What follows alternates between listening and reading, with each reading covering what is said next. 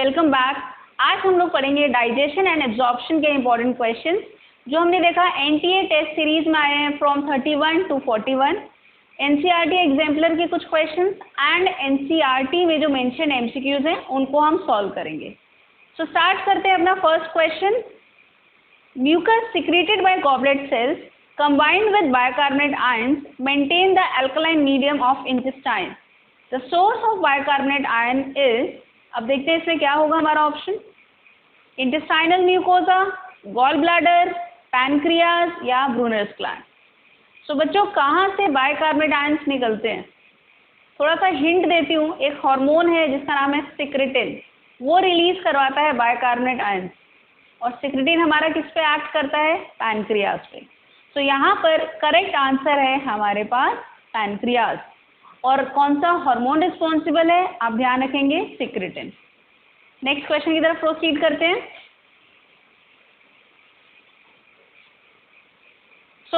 ये एनटीए 31 में आया हुआ क्वेश्चन है, ये पढ़ते हैं। The correct statement about ptyalin and pancreatic amylase is. First question हमारे पास ऑप्शन है, Tyline breaks down only cooked starch in acidic medium, while pancreatic amylase break down only uncooked starch in alkaline medium. So यहाँ पर हम देखेंगे जो हमारा second statement है जिसमें लिखा है पैनक्रियाटिक अमाइलेज सिर्फ अनकुक्ड स्टार्च को ब्रेक डाउन कर रहा है, ये गलत हो गया। तो हमने देखा हमारा जो फर्स्ट स्टेटमेंट है वो इनकरेक्ट है। आगे बढ़ते हैं, second statement, Tyline breaks down only cooked starch in alkaline medium, while pancreatic amylase breaks down only uncooked starch in acidic medium. यहाँ पर तो पहली स्टेटमेंट ही गलत हो गई। जो टाइलिन है वो हमारा किस में काम करता है, एसिडिक मीडियम में। हाउएवर वो स्लाइटली एसिडिक होता है, 6.8 के पीएच पे हमारा टाइलिन काम कर रहा है। और इसमें सेकंड स्टेटमेंट में क्या लिखा है कि पैनक्रियाटिक अमाइलेज एसिडिक मीडियम में काम करें। तो ये दोनों ही स्टेटमेंट इनकरेक्ट हो गई, तो ये वाला ऑप्शन भी हमारा रूल आउट हो गया। थर्ड ऑप्शन के पास चलते हैं हम लोग। Ptyalin breaks down only uncooked starch in acidic medium, while pancreatic amylase break down only cooked starch in alkaline medium. अब ये वाली बात भी गलत है, क्योंकि जो पैनक्रियाटिक अमाइलेज है ना सिर्फ वो कुक्ड, वो अनकुक्ड जो स्टार्च है उसका भी ब्रेक डाउन करता है। तो ये वाला स्टेटमेंट भी इनकरेक्ट है। तो वैसे तो हमारे पास आंसर आ गया है, हमारा ऑप्शन डी है, बट एक बार फिर भी वो स्टेटमेंट पढ़ लेते हैं। Ptyalin breaks down only cooked starch in acidic medium, while pancreatic amylase breaks down cooked as well as uncooked starch in alkaline medium. जैसा हम लोगों ने अभी पिछले स्टेटमेंट में ही पढ़ा कि दोनों अनकुक्ड और कुक्ड दोनों स्टार्च को वो ब्रेक डाउन करता है। तो हमारे पास यहाँ पे जो करेक्ट आंसर है वो है option D. Which one of the following pair of food components in humans reaches the stomach totally undigested. अब हम पढ़ते हैं इसका ऑप्शन। फर्स्ट ऑप्शन हमारे पास starch and fat, second option है हमारे पास प्रोटीन एंड सेल्यूलोज, थर्ड है हमारे पास स्टार्च एंड सेल्यूलोज, फोर्थ है हमारे पास प्रोटीन एंड स्टार्च। तो देखते हैं इसमें कौन सा हमारा ऐसे कंपोनेंट है जो स्टमक में टोटली अनडाइजेस्टेड गए हैं। फर्स्ट ऑप्शन देखते हैं, स्टार्च एंड फैट। ये तो हो ही नहीं सकता, क्योंकि स्टार्च हमारा 30% डाइजेस्ट हो जाता है ओरल कैविटी में। सेकंड देखते हैं हम लोग प्रोटीन एंड सेल्यूलोज। हाँ, ये हो सकता है, क्योंकि प्रोटीन का डाइजेशन ओरल कैविटी में नहीं होता और सेल्यूलोज हम लोग डाइजेस्ट कर ही नहीं सकते। सो बी वाला ऑप्शन करेक्ट लग रहा है, बाकी भी रूल आउट करते हैं। सी वाला जो हमारे पास ऑप्शन है उसमें हमने देखा स्टार्च एंड सेल्यूलोज। तो जो स्टार्च है वो अगेन 30% डाइजेस्ट हो चुका है, तो ये हमारा करेक्ट आंसर नहीं है। फोर्थ ऑप्शन में हमने देखा प्रोटीन एंड स्टार्च। अब यहाँ पर भी हम क्या देख रहे हैं, स्टार्च आ गया, तो ये वाला ऑप्शन भी इनकरेक्ट हो गया। तो इन सारे ऑप्शंस में से जो करेक्ट आंसर है हमारे पास वो है बी, प्रोटीन एंड सेल्यूलोज। पढ़ते हैं नेक्स्ट क्वेश्चन की तरफ। The enzyme which does not directly act upon the food substrate in small intestine is. तो ऐसा कौन सा हमारा एंजाइम है जो डायरेक्टली किसी फूड सबस्ट्रेट पे एक्ट नहीं कर रहा, ये आप लोगों ने पढ़ा है। इनमें से कौन सा ऐसा है जो हाइड्रोलिटिक एंजाइम नहीं है। तो देखते हैं अमाइलोप्सिन गलत, अमाइलोप्सिन करता है। हम देखते हैं कार्बोहाइड्रेट पे एक्ट करता है। सेकंड है लाइपेज, ये भी गलत, लिपिड पे एक्ट करता है। थर्ड है हमारे पास एंटेरोकाइनेज, ये क्या करता है, ये एक्टिवेट करता है ट्रिप्सिनोजन को इनटू ट्रिप्सिन। जो सोर्स है हमारा एंटेरोकाइनेज का वो है इंटेस्टाइनल म्यूकोजा। तो हमारे पास करेक्ट आंसर यही है। स्टिल हम लोग फोर्थ ऑप्शन देख लेते हैं, trypsin.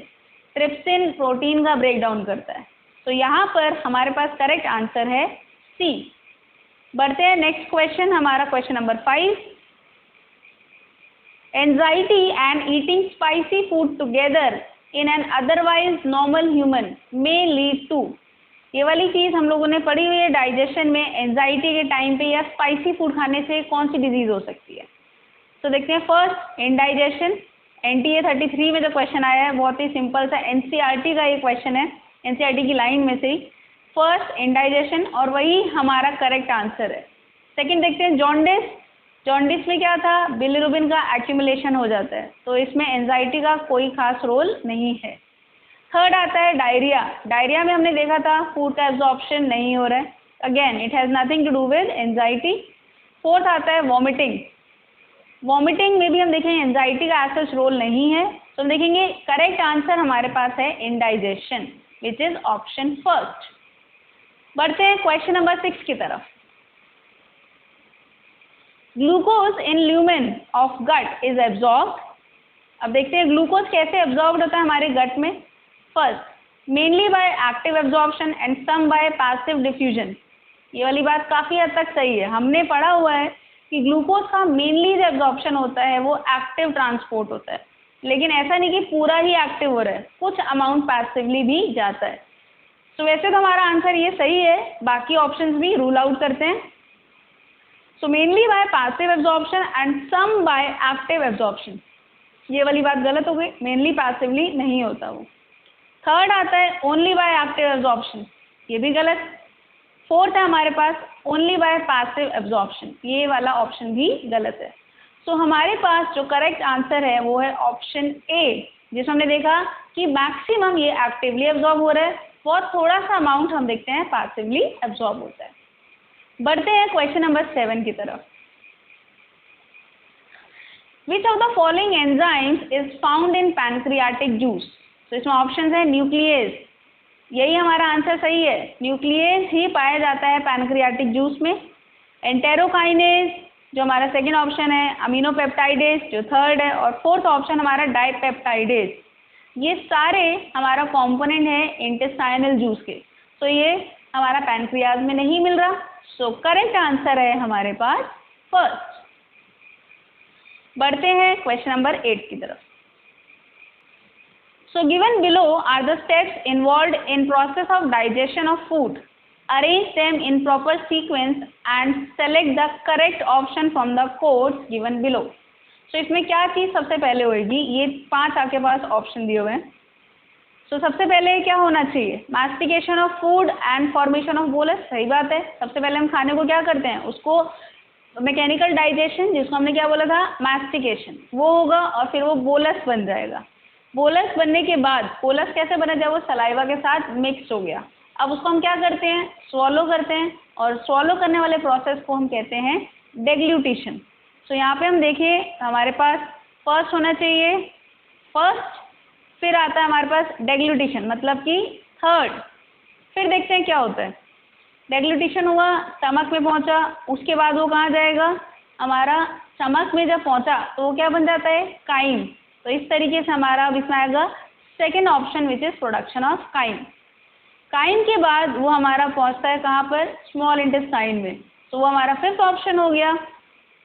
Digestion is in most coiled part of alimentary canal. फिर लास्ट हम देखेंगे स्मॉल इंटेस्टाइन के बाद कहाँ जाता है, लार्ज इंटेस्टाइन में। तो हमारे पास फोर्थ ऑप्शन यहाँ पर आ जाएगा, passage of unabsorbed undigested substances to the caecum. तो इस हिसाब से हम इसका अरेंजमेंट देखते हैं। सबसे पहले हमारे पास होना चाहिए mastication, that is first. Second होना चाहिए हमारे पास option third, that is deglutition. फिर आता है हमारे पास second option which is production of chyme, फिर आता है fifth, that is digestion of most coiled part of alimentary canal, और लास्ट हमारे पास आता है passage of unabsorb undigested substances to the caecum. तो इस हिसाब से हमारा इसमें आंसर हुआ कौन सा, सी। बढ़ते हैं क्वेश्चन नंबर 9 की तरफ। तो release of pancreatic juice is stimulated by, ये हमारा NTA 37 का क्वेश्चन है। गैस्ट्रिन, गलत, गैस्ट्रिन का काम क्या था, गैस्ट्रिक जूस का स्टिमुलेशन। सेकंड आता है सिक्रेटिन, सिक्रेटिन अभी मैंने थोड़ी देर पहले आपको बताया, ये बाइकार्बोनेट आयंस का सिक्रीशन करवाता है। थर्ड एंटेरोगेस्ट्रॉन, ये इंटेस्टाइन से निकलने वाला हमारा हार्मोन है और ये गैस्ट्रिक जूस का इनिबिशन करवाता है। तो हमारे पास इसमें एक ही ऑप्शन बचा, ऑप्शन डी, कॉलीसिस्टोकाइनिन। अब बच्चे यहाँ पे कंफ्यूज हो जाते हैं, कहते हैं मैम यहाँ पे पैनक्रियोजाइमिन नहीं लिखा हुआ है, तो ये पैनक्रियास का काम कैसे करेगा। अगर हम मान लेते हैं आपका नाम है चिंटू कुमार, तो क्या चिंटू कहलाएंगे तो आप अपने फंक्शन नहीं करेंगे, करेंगे ना। तो बस इसका पूरा नाम है CCK-PZ, पॉलीसिस्टोकाइनिन पैनक्रियोजाइमिन। अगर आधा भी नाम रखा तो भी वो सेम ही काम करेगा। तो कॉलीसिस्टोकाइनिन गॉल ब्लैडर का कॉन्ट्रैक्शन कराता है, पैनक्रियोजाइमिन पैनक्रियास से जूस का रिलीज करवाता है। वो नाम नहीं भी लिखा फिर भी कॉलीसिस्टोकाइनिन वही वाला फंक्शन करेगा। तो हमारे पास आंसर हो गया डी। बढ़ते हैं क्वेश्चन नंबर 10 की तरफ। Vitamin B12 deficiency in body causes megakaryocytic anemia. The secretion of which of the following cells is required for absorption of vitamin B12? So देखो बच्चों, विटामिन B12 की डेफिशिएंसी से हमें मेगाकैरियोसिटिक अनीमिया हो रहा है। मेगाकैरियोसिटिक अनीमिया का मतलब RBC का साइज बहुत ज़्यादा बड़ा हो जा रहा है, और हमें पता है कि इनमें से ऐसा कौन सा सेल है जो सिक्रीट कर रहा है कोई फैक्टर जो हेल्प करता है इन एब्जॉर्प्शन ऑफ विटामिन B12। उस फैक्टर का नाम है टासल्स इंट्रिंसिक फैक्टर, जो सिक्रीट करते हैं हमारे पैराइटल सेल्स या ऑक्जेंटिक सेल्स। तो यहाँ पे हमें आंसर एकदम क्लियरली दिख रहा है हमारा option A, which is oxyntic cells. Option B हमारे म्यूकस नेक सेल हैं, उससे क्या निकलता है, म्यूकस। थर्ड हमारे पास चीफ सेल्स, जिससे हम देखते हैं हमारे प्रोटियोलिटिक एंजाइम्स जो हैं वो रिलीज हो रहे हैं। और जो लास्ट ऑप्शन है हमारे पास क्रिप्स ऑफ लिबरकुन, वो क्या है हमारे इंटेस्टाइनल ग्लैंड।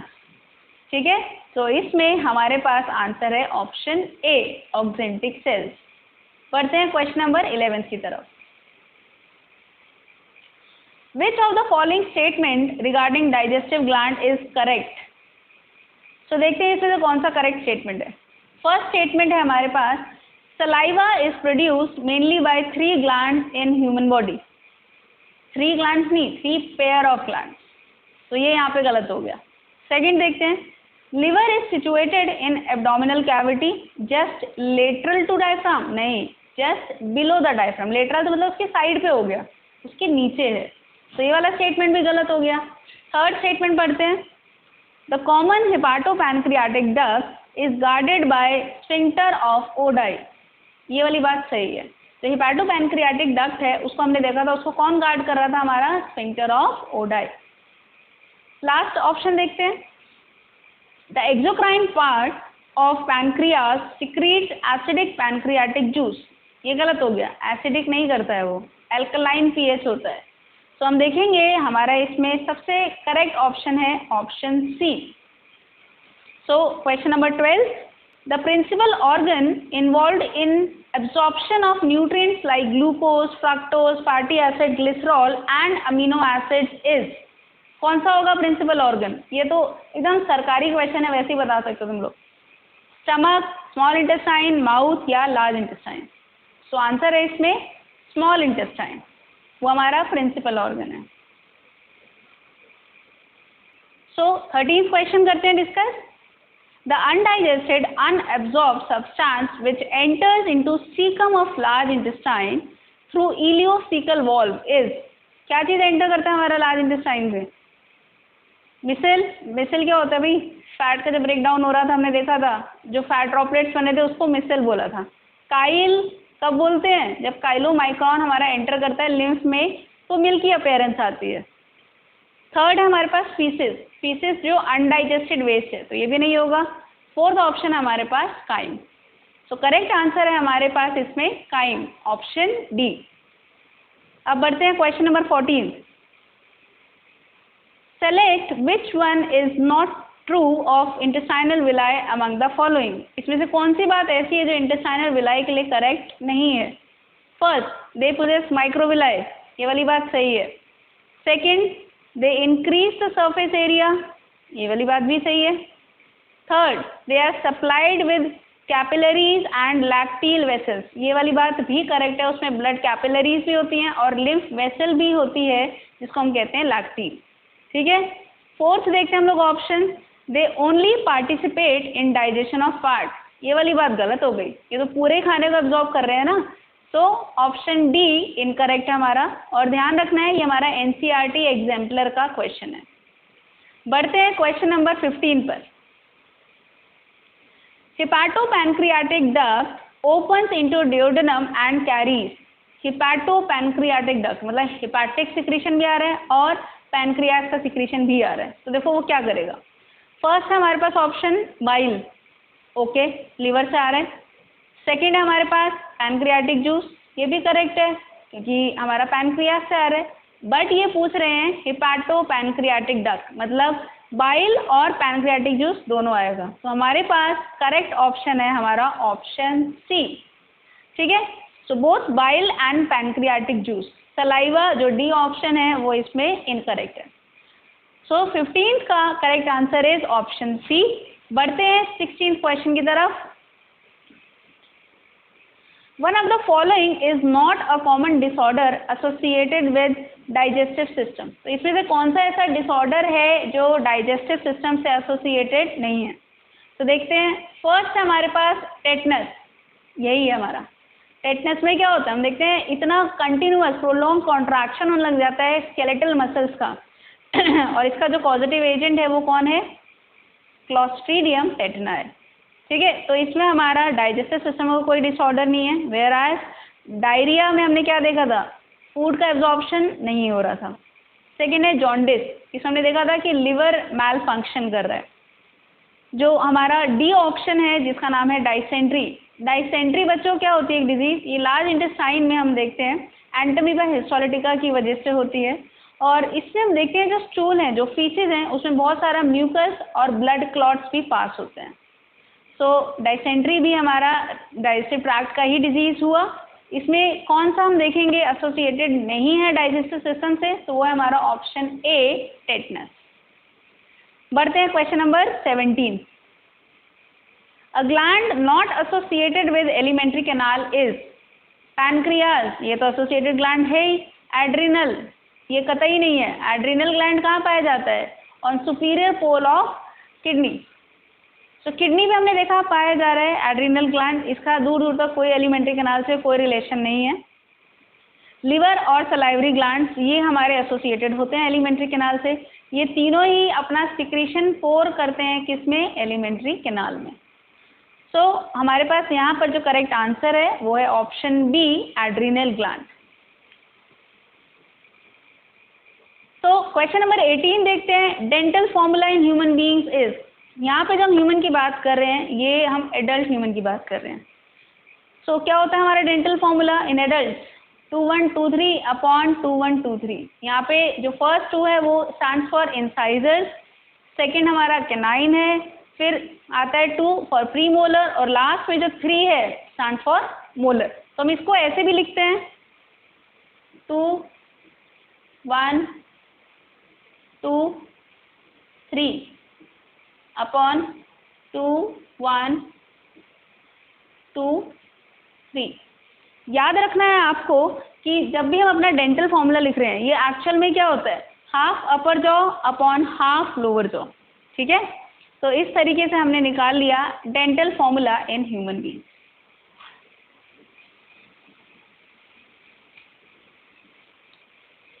तो इसमें हम देखेंगे 18th का correct answer without any question हम देखेंगे, इसमें हमारे पास आता है ऑप्शन बी। ठीक है, 2123 अपॉन 2123। बढ़ते हैं क्वेश्चन नंबर 19 की तरफ। Liver is the largest gland and associated with various functions. Choose one which is not correct. तो देखते हैं इनमें कौन सा इनकरेक्ट है. फर्स्ट, मेटाबॉलिज्म ऑफ कार्बोहाइड्रेट, ये करेक्ट है, ये वाला काम करता है. Second, digestion of fat. तो देखो यहाँ से निकलता है बाइल, बाइल क्या करेगा, फैट का एमल्सिफिकेशन करेगा और फाइनली फैट हमारा डाइजेस्ट हो जाएगा. तो ये वाली चीज़ भी करता है. थर्ड तो बहुत ऑब्वियस सा है, फॉर्मेशन ऑफ बाइल, यही तो मेन काम है, तो ये तो कर ही रहा है. Fourth, secretion of hormone called gastrin, ये नहीं करता है. गैस्ट्रिन कौन सिक्रीट करता है, हमारा स्टमक. ठीक है, स्टमक में भी जो जी सेल्स हैं वो सिक्रीट करते हैं गैस्ट्रिन. तो ये इनकरेक्ट ऑप्शन है. तो हम देखेंगे 19th में जो हमारा आंसर होना चाहिए, it should be option D. तो बढ़ते हैं क्वेश्चन नंबर 20 की तरफ. Mark the right statement among the following. First, trypsinogen is an inactive enzyme, ये तो बिल्कुल सही बात है. ओजन आ गया, ओजन का मतलब क्या हो गया, इनएक्टिव. तो ट्रिप्सिनोजन हमारा एक इनएक्टिव एंजाइम है, ये वाली बात सही है. आगे देखते हैं, ऑप्शंस बाकी भी रूल आउट करने हैं. Trypsinogen is secreted by intestinal mucosa, ये तो गलत हो गया. ट्रिप्सिनोजन कहाँ से निकल रहा था, पैनक्रियास से, इंटेस्टाइनल म्यूकोजा से नहीं निकलता, ये गलत. Third, enterokinase is secreted by pancreas, ये सरासर गलत है. ये तो बिल्कुल ऐसा लग रहा है ऊपर नीचे कर दिया ऑप्शन. एंटेरोकाइनेज जो होता है हमारा इंटेस्टाइनल म्यूकोजा से सिक्रीट होता है. और लास्ट ऑप्शन हमारे पास, बाइल कंटेन्स ट्रिप्सिन, ये भी गलत है. बाइल के अंदर कोई भी डाइजेस्टिव एंजाइम नहीं होता.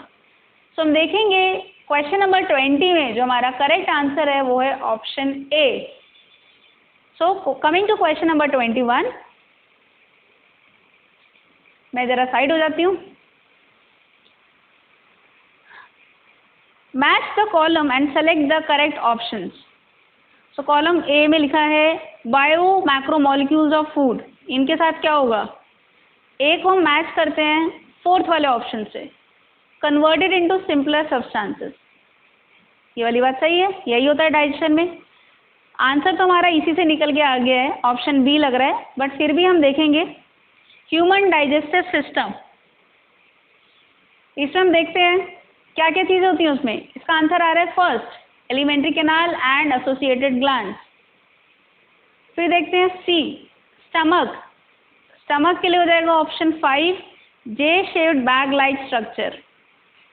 डी, थीकोडोंट, हमें पता है गम सॉकेट में एम्बेडेड होते हैं जब टीथ, तो आंसर हो जाएगा इसका सेकंड. और ई जो सेरोसा है, हमें पता है ये आउटर मोस्ट लेयर होती है, तो इसका आंसर हो जाएगा third, outer wall of visceral organ. अब इन ऑप्शंस को अगर हम कंपेयर करें तो देखते हैं कौन सा बन रहा है हमारे पास, ऑप्शन बी. ठीक है, A4, B1, C5, D2 and E3. तो ये था हमारा क्वेश्चन नंबर 21. बढ़ते हैं आगे क्वेश्चन नंबर 22 पे. तो इसमें हम देखते हैं कॉलम ए और कॉलम बी को करते हैं. ड्यूडेनम, ड्यूडेनम, इनमें से आपको कौन सा समझ में आ रहा है कि होना चाहिए आंसर. दिखने में आपको लगेगा कि ऑप्शन थर्ड है, U shape structure emerging from stomach. अब ये वाला क्वेश्चन जो है पुराना है, एनसीईआरटी में हमने देखा चेंज आ चुका है. तो अगर कहीं पे सी शेप नहीं लिखा हुआ है तो आप यू शेप्ड स्ट्रक्चर को करेक्ट बोल सकते हैं, बट अगर सी लिखा हुआ है तब आप यू शेप को करेक्ट नहीं बोलेंगे. तो यहाँ पर हम देखेंगे ए का ऑप्शन तो हो गया हमारे पास थर्ड. फिर देखते हैं एपिग्लॉटिस, वो क्या होता है, कार्टिलेजिनस फ्लैप होता है, तो आंसर होगा फर्स्ट. ग्लॉटिस क्या होता है, हमारी ओपनिंग होती है ट्रेकिया की, तो इसका आंसर बन गया हमारे पास फोर्थ. और डी जो है हमारे पास सीकम, हमें पता है वो क्या है, एक छोटा सा ब्लाइंड सैक होता है, तो ऑप्शन सेकंड. तो इस हिसाब से हमने देखा क्वेश्चन नंबर 22 में करेक्ट आंसर क्या बैठ रहा है हमारा, सी. ए का हो गया 3, बी का हो गया 1, सी का हो गया 4 और डी का हो गया सेकंड. तो ये था हमारा क्वेश्चन नंबर 22. क्वेश्चन नंबर 23 भी हमारा है मैच द फॉलोइंग, तो मुझे बोर्ड से बाहर ही रहना पड़ेगा. तो इसमें भी हम देखते हैं column A and column B. Lipase इनमें से किस में एक्ट करेगा, लाइपेज हमारा एक्ट करेगा फैट्स पे, तो ए का ऑप्शन हो जाएगा सेकंड. तो यहाँ पे अब नीचे देखो ऑप्शन हमारा ए या डी में से कोई हो सकता है, बी और सी तो ऑलरेडी रूल आउट हो चुके हैं. फिर सेकंड देखते हैं हम लोग न्यूक्लियस, ये किस पे काम करता है, न्यूक्लिक एसिड पे। सो हम देखेंगे बी का ऑप्शन होगा थर्ड। अब ए और डी में यहाँ पर भी सेम सा लग रहा है, ठीक है, अभी भी कंपटीशन मेंटेन्ड है। फिर पहुँचते हैं सी, कार्बोक्सी पेप्टाइडेज, ये प्रोटीन्स पे काम करता है, तो सी का आंसर होगा फोर्थ। और डी है हमारे पास डाइपेप्टाइडेज, जो किस पे एक्ट करता है, डाइपेप्टाइड्स पर। सो इस तरीके से हमने आंसर निकाला क्वेश्चन नंबर 23 का, विच इज ऑप्शन डी। ए का हो गया 2, बी का हो गया 3, सी का हो गया 4th और डी का हो गया 1st। So coming to question number 24। So 24 option में हम 24 नंबर क्वेश्चन में हम लोग देख रहे हैं गैस्ट्रिक जूस कंटेन्स। तो इसमें देखते हैं, फर्स्ट हमारे पास ऑप्शन है pepsin, lipase and rennin. Answer तो बच्चों यही वाला करेक्ट है, हमें पता है पेप्सिन होता है, लाइपेज गैस्ट्रिक लाइपेज होता है और रेनिन भी होता है। सेकेंड है हमारे पास ट्रिप्सिन, लाइपेज एंड रेनिन, ये वाला गलत है क्योंकि ट्रिप्सिन गैस्ट्रिक जूस की सिक्रीशन नहीं है। और यहीं से हम बाकी जो दो ऑप्शन हैं, ऑप्शन थर्ड और ऑप्शन फोर्थ, दोनों में ही स्टार्टिंग में ट्रिप्सिन लिखा हुआ है, तो ये दोनों ऑप्शन ही, तीनों ही ऑप्शन क्या हो गए, इनकरेक्ट। सो करेक्ट आंसर है हमारे पास ऑप्शन नंबर फर्स्ट, क्या कह सकते हैं, ऑप्शन ए। पहुंचते हैं हमारे लास्ट क्वेश्चन की तरफ। Succus entericus is the name given to. Succus entericus किसको बोलते हैं, पता है आप लोगों को ये चीज, इंटेस्टाइनल जूस को, ठीक है, जो क्रिप्स ऑफ लिवर से निकला था और हमने तो गॉबलेट सेल्स की सिक्रीशन भी थी, वो दोनों मिलके बन गए थे हमारा सक्कस एंटेरिकस। अब देखते हैं जरा, इसमें पढ़ते हैं ऑप्शन में, a junction between ileum and large intestine, गलत। सेकेंड, इंटेस्टाइनल जूस, ये करेक्ट है।